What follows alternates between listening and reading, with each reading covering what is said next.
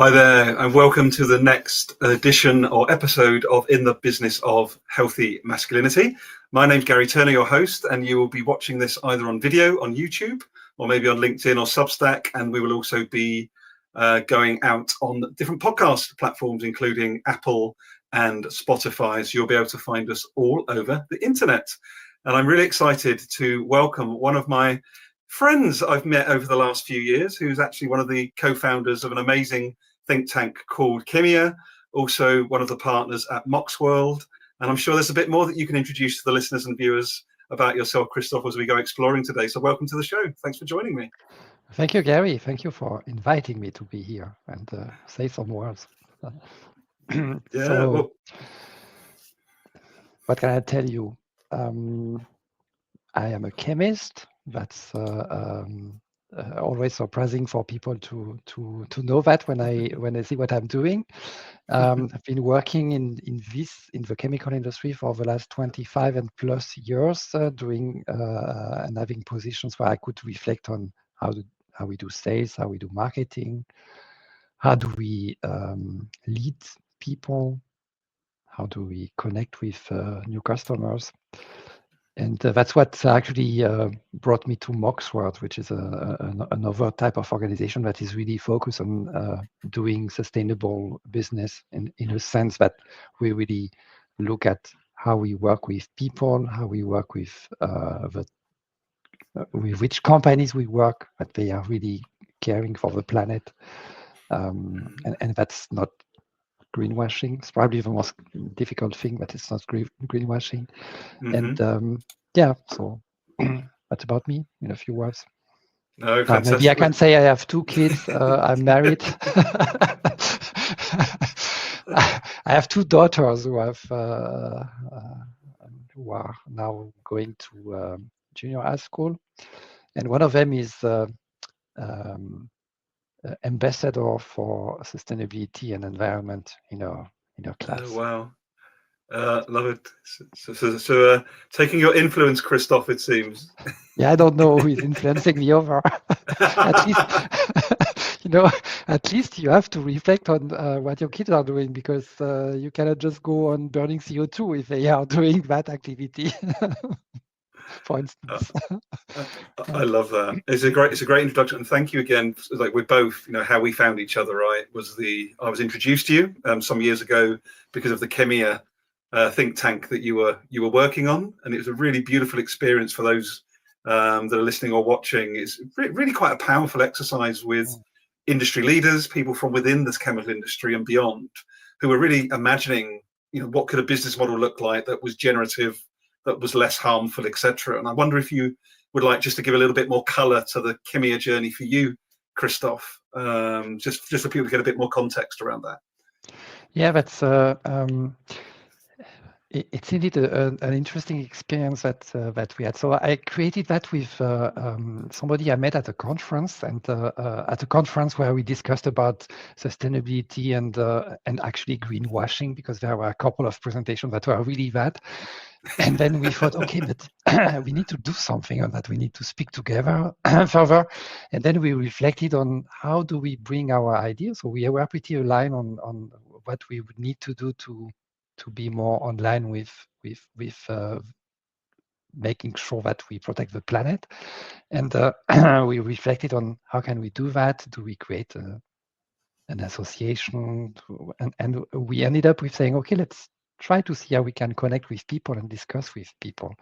And I think that's all what we managed to do. We had a kind of place where we could reflect on what are our values, how do we implement them in our life, what is the gap also between what should be the values and how we implement them.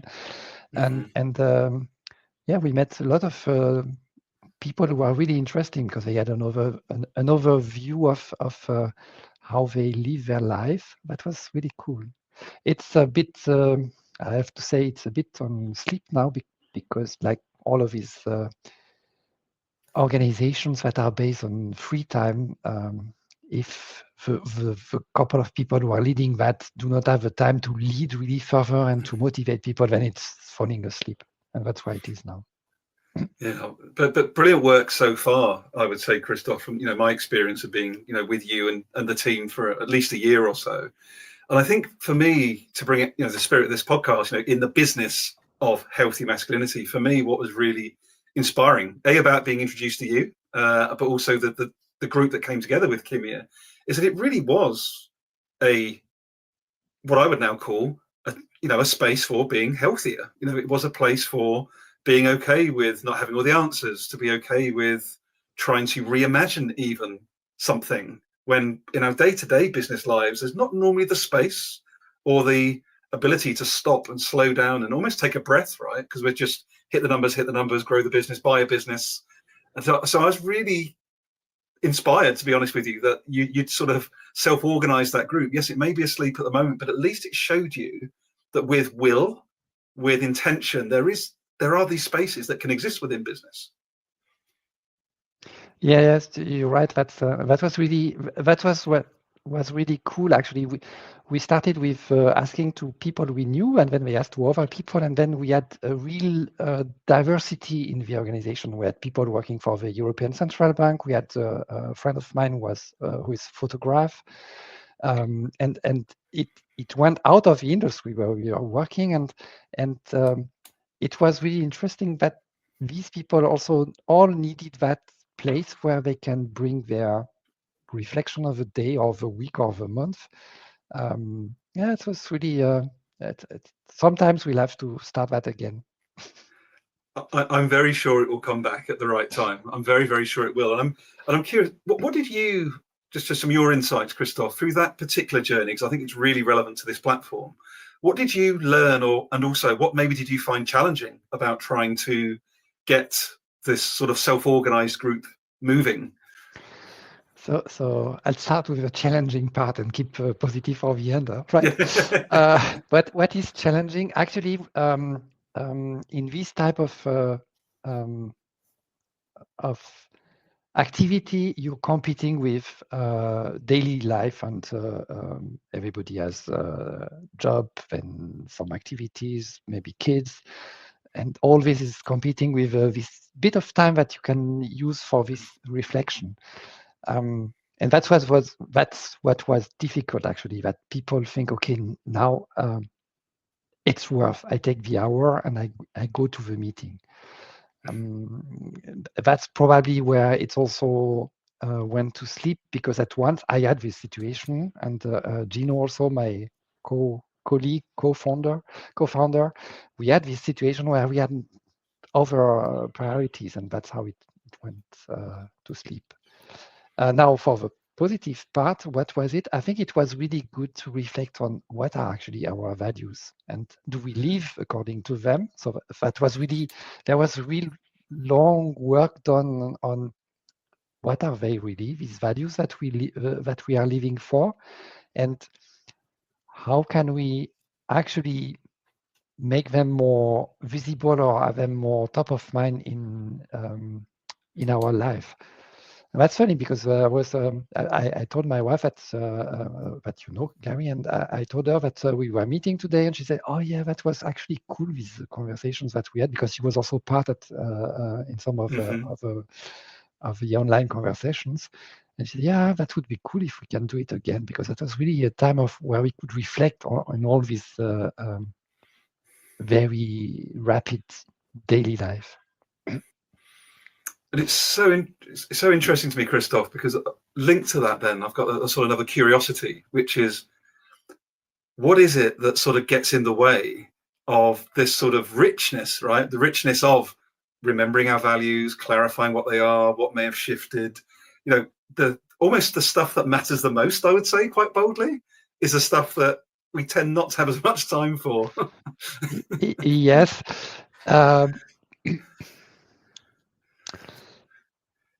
I would answer. I'm not sure it's the right answer, but what I would say is, it's comfortable to stay in this activity of a day and in doing things without we reflect whether this is worth doing bad things.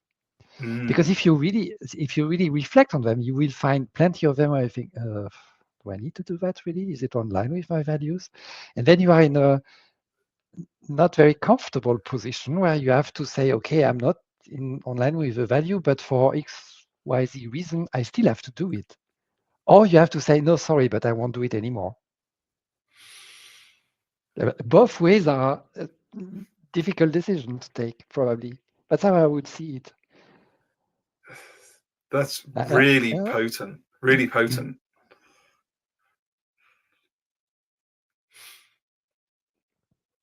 That's really hit me quite hard, to be honest, because when I think about one of the, because I feel it, right? I feel it in my body when you say that, because there's many instances, even right now as we're recording this conversation, Christophe, there are certain things, without saying too much, where I've tried to have a more uncomfortable conversation within a business space, but the leadership of the business space really don't want to have an uncomfortable conversation. So it's very interesting trying to pull people out of that comfort of busyness, the comfort of the known, the it's almost like we know what's coming, whether it's good or bad doesn't matter. At least it's predictable, right? It's predictable. Yes. Well, the thing is, nothing is really predictable. I don't want to. That's basic, but what can we really predict?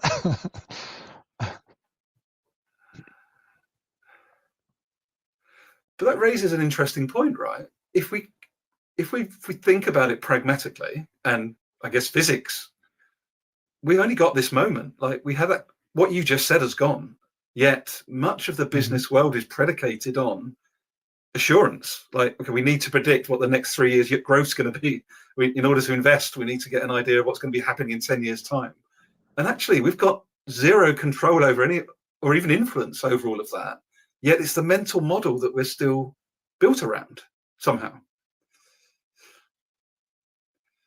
I missed a part of what you said, just the last part. There was something wrong on the line. Yeah.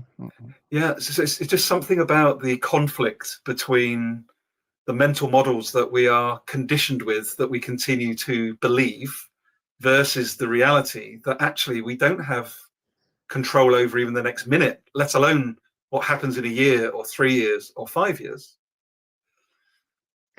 Yes.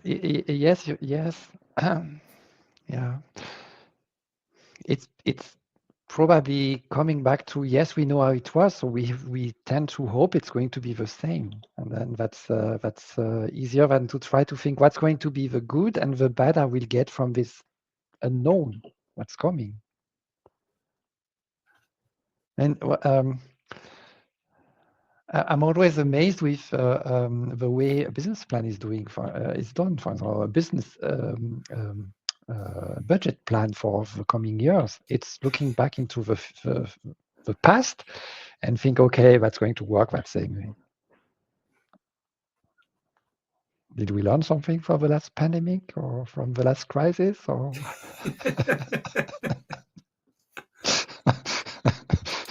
sometimes it's not going to be like we like it is. We're laughing, but it's actually quite terrifying in some ways, right? Because I'm laughing because we both go through this budget process every year, but the amount of human potential in terms of time, money, experience, knowledge, that process isn't just a budget process, right, Christophe? It's 4 months of the year. Starts probably for some companies in July and finishes in September, October. Yes. And there's many people pulled into that process from different parts of the business. Yeah, as you say, we've got no idea if you're going to meet it or not next year. Yeah. It reminds me of one of my experiences. I was a young manager in the organization. I was in an organization that was not really doing well, and in the budget session, there were really never-ending sessions where I was having the feeling people are sitting in front of a screen where this Excel table is open with the customer names and the potential, and they hope if they pray strong enough, the numbers will change. They will get bigger. Yes, okay, we can do that, but that's not going to change the reality at the end of the year. Yeah. It's probably all back to that. Yeah. I was at a conference this week, and this is a conference in the electronic industry, and that's one of the industries who is really exposed to the issues of supply chain, because it has been so globalized that if you have an issue in China, that's an impact in Europe, in US, and I hadn't been at that conference for, I think, 8-9 years. So it's before and after the pandemic. And before the pandemic, the topics were how do we make our supply chain more robust? How do we make sure that we are somehow sustainable? And all that. Then went the pandemic, and we know what happened with cars deliveries delayed for years, chips missing in every type of equipment, and so. And then this week, I had the feeling I'm 8 years ago, because these were exactly the same topics. Like doing every year, you kind of therapy with what are the things we should change, and then go back to work the day after, and then go back business as usual. Also, it's really. I have no good no real idea how we can change that. So that's such an interesting story you've shared, because I'm thinking now, or feeling into the patterns or the narratives that we are used to.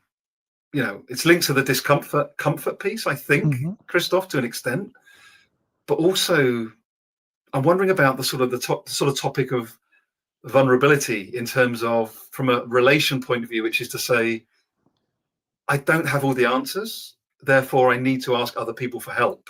And I'm not sure that particular behavioral trait is one that is well developed, particularly within senior business spaces.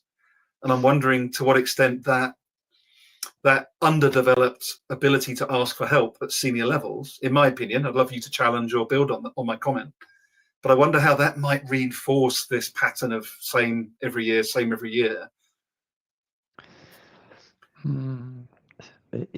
You're right. I need to ask for help, and not only ask my team to do something. That's something that is really, really important. There are not that many leaders who are able to say, I don't know that, can you help me to do it? So you're right. Whether it's the reason why, maybe. I mean, yeah, maybe. Yeah, if you don't know, you start with saying, okay, I cannot really build a business plan for next year because I don't know. I will have to take some risks, and I will have to trust you if you give me some input for that customer or that, and trust that when you say, well, this customer I don't believe, for instance, I won't put it in the budget, then I accept that. While it's more of you're right. I think, yes, it's part of that. This question of how are we educated to ask for help also. It's probably starting there. It's not about, I was thinking when you spoke, it's about the fact that the senior leaders, they have had a successful career, they have progressed, so they can tend to think, okay, I know now because I've been progressing so successfully, so I know. But it's not only that. I see, for instance, my kids, if we want to help them, that's not what they are trained with. So we have to somehow help them to understand getting help from somebody or asking help to somebody, that's not an issue. It's actually a strength to be able to recognize that you need help for that, or to understand this, and it's not coming in the education system that they have, which is about everything and you have to be perfect in how you give it back. So, well, if you are trained that way 20 years before you start working in an organization, it's maybe difficult to change that. I also see for myself asking for help. It's sometimes it's very unpleasant. You come and say, "Can you help me? I don't know how to do that." Although I have to go on record on this conversation to say I say it all the time with Salesforce. As our CRM, I'm always saying I've got no idea what's going on in this system. Okay, well, that's an exception.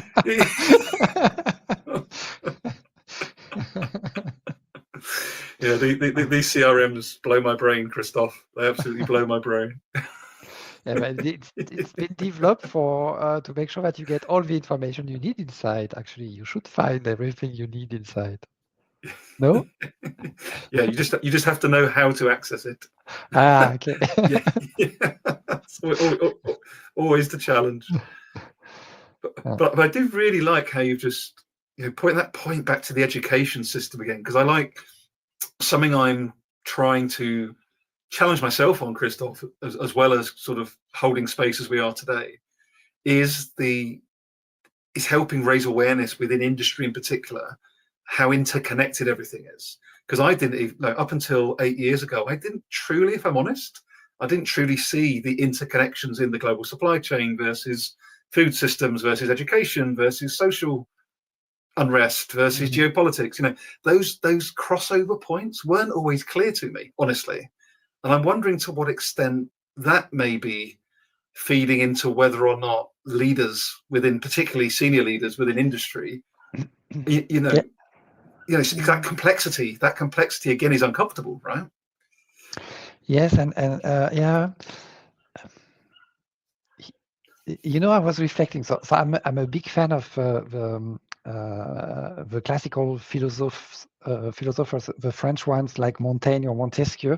And why? Because their principle is you are what they call in French an honnête homme. So it's actually somebody who has been educated in all fields and who is able to have an understanding of all the fields. That was possible in the 17th century because the level of development of science or of all the sciences was so that somebody with a bit of time and education and cleverness could understand the standards. It's also what has framed at least the Western education, because we based on that. They also came with the concept of democracy and freedom and so that's certainly framed the way we are all educated. And probably not only the Western world, as we have also been trying to educate the rest of the world as Europeans. But today, indeed, the world, you cannot understand the latest development in chemistry or in physics or in medicine. And you have to focus on one. And then you have to trust. So we need to trust that somebody else will have the competence. So that's first. So we need to work with the trust of the others and accept to say, okay, I don't know, I trust you. That's one. But maybe where the trouble is that these people, because they were having this conscious, this feeling, they can be somebody who is really balanced because they can understand the pros and the cons of all the important fields. It's no longer existing. So we are becoming maybe unbalanced. We have a real competence, let's say in chemistry again, I will take it, but we have no competence in philosophy, no competence in ethic, environmental issues, and all this is missing actually. We would need to have a bit of an understanding on that to realize that if we go too far as a chemist, we are endangering democracy with whatever chemical that is dangerous or whatever pollutant that is going out. That's maybe what we need to change in our education system, that we still somehow get this concept of being the well-educated person, although it's not possible to be well-educated in all fields. I don't know. That's really I don't know if I was clear with what I said. You're very clear with what you said, Christophe. Very, very, very clear. And I think it's really interesting, that interplay between specialization and becoming an inverted commas expert in somewhere versus the risk of that becoming a silo and a tunnel vision versus the macro or the interconnected. So there's just this continuous interplay, isn't there, between like the sort of macro, the meso, there's this whole thing going on. And I think the thing where I'm really curious again is I didn't, again, why I valued so much what you and your co-founder did with the Kimia space. And I hope, and I really believe actually, that this conversation will be a partial seed to reignite that think tank. Because I think it's really needed, honestly. I need it, to be honest. I think industry needs it. But I don't see where those spaces exist. And I will say, particularly for us men, where we aren't used to saying, I need help, or I really don't know the answer, or, I'm really uncomfortable. Can I come and have a conversation with you, A, B, or C, because I want to just process out loud something that's on my head, but I don't feel safe to do it in my executive meeting, for example. I could imagine there being a sort of spin-off or complementary spaces to Kimia that allows this almost constructive community to form, sort of self-organized, someone else, say an executive in the chemical industry in pharma, could take a particular topic discussion in one direction, someone in catalysts another, someone in food another direction, but they all come back to one another, once a month or whatever, just to say, look, we've been exploring this. I've taken action over here in my context, and this is what happened. I took action in this context. This is what happened. And you start to get this more generative network effect. I could really see that happening. And personally, I think it's, and I'm not being completely selfless by having this conversation with you today. In this moment, it feels really needed with what's going on geopolitically, with sort of misinformation, distrust, etc., etc. I think to create these spaces where you have diverse sectors, diverse backgrounds, diverse roles is really important. Yes. I'm wondering if it's something that needs to be in the enterprise world, or if it's something that has to be in the society. Because you also, so if you look at the way the societies are evolving in the world with this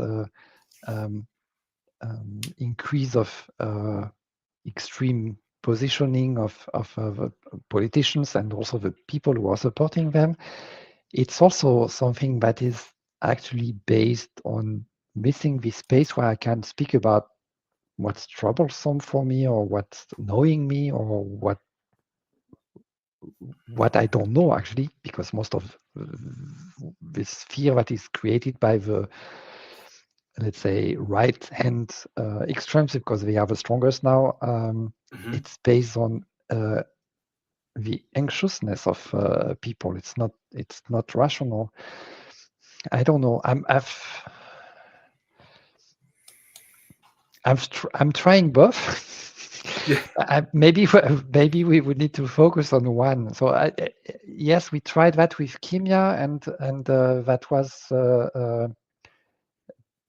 it was not really flying well, also as well as maybe we were hoping or dreaming.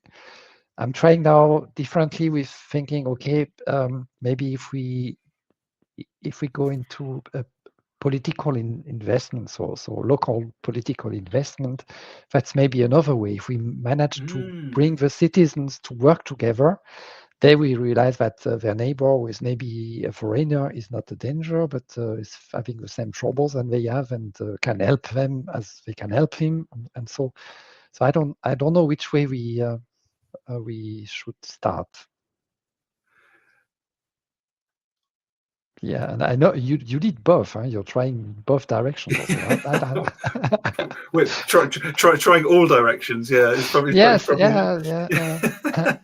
but it is interesting. So I think again, there's that, and again, it's resource. Okay, in part, right? We've got time, limited time, but particularly when it's volunteering. You're not being paid for it. But I do think it's really interesting what you're pointing towards, actually, and I really think that community your local area Yes. piece is Yes. really potent again. But I keep, maybe I'm completely misguided, and I hope if you're listening or watching, you'll give me your feedback, your perception. But I keep coming back to the systemic leverage. So my ongoing challenge, Christophe, is the sort of seeing the big picture, knowing that I'm part of, systems that are in part helping humanity, but in a big part causing harm in different parts of the world, right? It's just the way the system's set up, not blaming anyone, and trying to look at how do we shift the system, and knowing that big industry actually has quite a lot of leverage. If you've got healthier masculinity, more balanced energy, feminine, masculine energies, a real drive, real passion, you want to build something balanced with that humility, that listening, that ability to ask for help. If we had that energy at the top of organizations, I just wonder what would be possible in terms of the sustainability agenda. How much quicker might that accelerate if we had a more balanced energy at the top of our corporations and organizations? So that's why I keep getting pulled back towards business. But I also totally agree with you, if I'm honest, that there's a lot of activation in the community sphere. So I wonder if it's, so I get pulled between the two, also knowing they're both important, if that makes sense. Yeah, I see your point also. It's indeed that's if we manage to change the way the boards of the 5 big companies in the world are thinking, and that's going to change the world. We see that already. Yeah? It's the wrong decision, but you see that in the US. It's about 5-6 companies, and they lead the world, or they think they will. Yes, I need to reflect on what to say after that. It looks like a real huge mountain that we have to climb. I mean, it's an ambitious target to think that Mark Zuckerberg or Jeff Bezos, or to name only 2, there are plenty of others, are the targets we should take to convince them that they have to radically change their approach of doing business for the sake of the survival of humankind on the planet. Yeah, it looks like really a high target. Welcome to my brain, Christophe. That's maybe why. Yeah, but maybe why I just went back to let's start local. Both important, both very important. Yes. No. What can I say on that? I see. I see in the organization, in the 2 organizations where I'm working. So we speak about Moxworld, but I'm also employed by another materials company, and I see in the organizations there are a few of these people who are in leading positions and who think they can change, and I admire them because no matter what's going to happen around them, they keep doing and they keep trying to change. Maybe we need to support them or connect ourselves more with these people and help them and give them more visibility or that's how it's going to change. That to me is really potent, because that's and again, for me personally, why I was so excited to find you and the team that were working at Kimia is because it was literally that, right? It was like, oh, there's a cross section of people from industry, which was particularly interesting to me, who have come together, regardless of who employs them, regardless of what position they have, with this shared, back to your point, shared values, shared belief in better. Yeah, not judging anyone, not saying that they're bad, they're good, just to say, what does healthier, more generative, better look and feel like? And I don't, imagine a situation where you can actually identify those, even if it's 3 or 4 people within a multi-thousand company, I think it's something like 3%. I can't remember who did the work. Something like 3% of people need to be going in the same direction. I'll dig this out for a system to tip. It's not 10%. It's not 50%.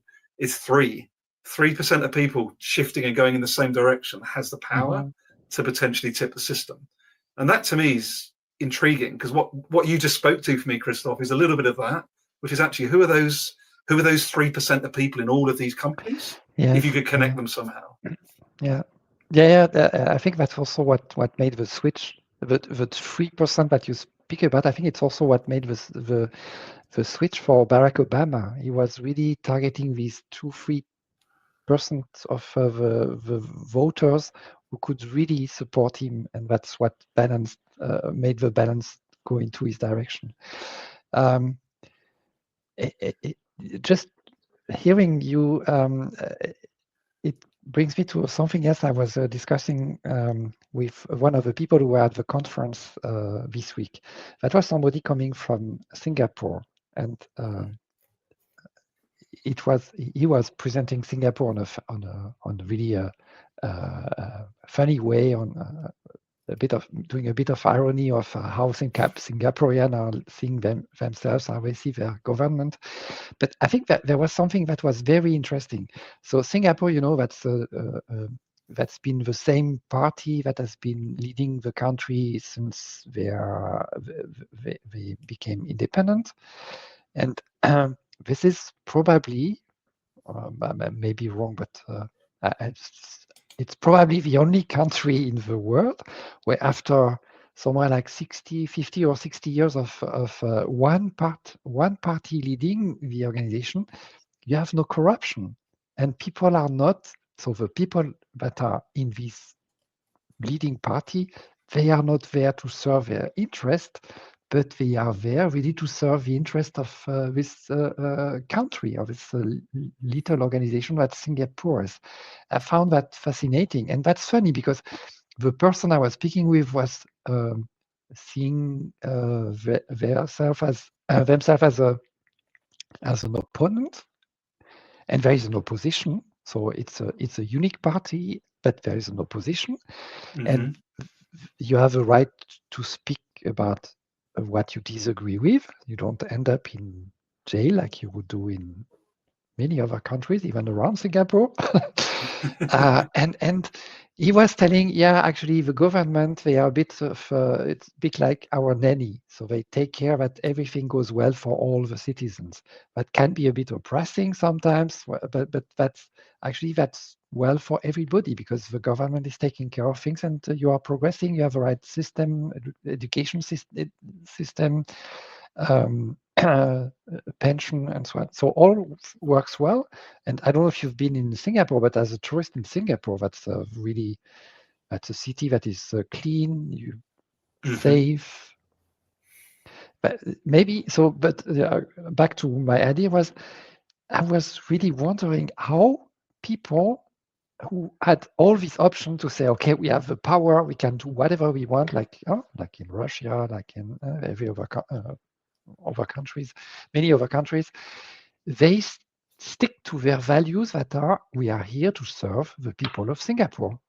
And that's actually what we would need in every democracy. We have politicians, they are here to serve the interest of the people and not to orientate the interest of the people in a way that they serve them and not the people. And that's maybe we have to look at a little bit more into how it is structured, where what are these personalities or characters that you have in this in this government, and how they manage that. I was asking the question about corruption because that's the first thing I thought. You see,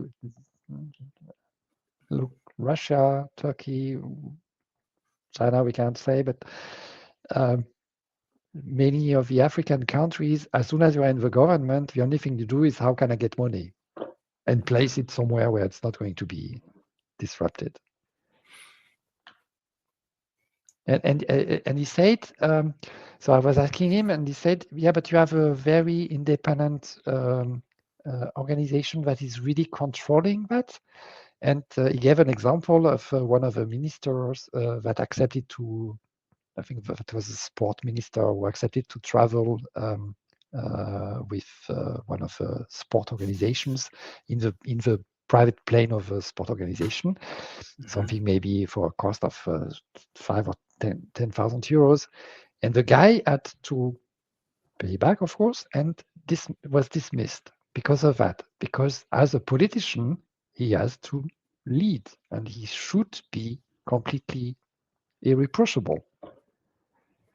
I would dream to see that in our democracies. Wow, you've also set the you've set the bar high, Christophe, for our next guest. Yeah, but you still, so of course you don't get money if you do that for, but you look at what you get back in terms of, yeah, I did what I did for the others. What did I bring them, and what are the values? How am I aligned with what I wanted to live for? Because at the end, it's not how much I have on my bank account the day I die. Huh? It's what I did. Nobody's going to write, this guy is owning 2 billion euros on his. So.